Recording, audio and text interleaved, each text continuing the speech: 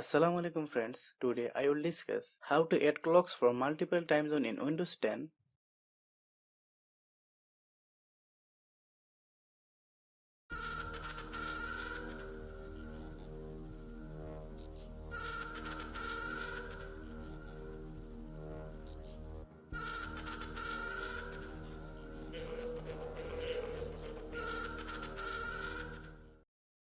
Click Start button. Click the settings icon. Click on time and language.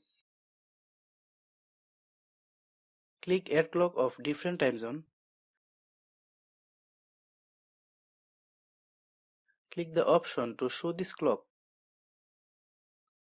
Click time zone. Choose by selecting it from the drop down menu. Click apply and OK.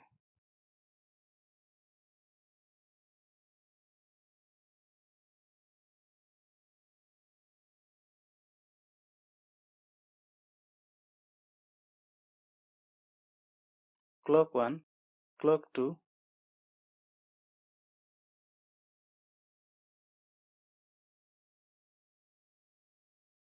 Thanks for watching.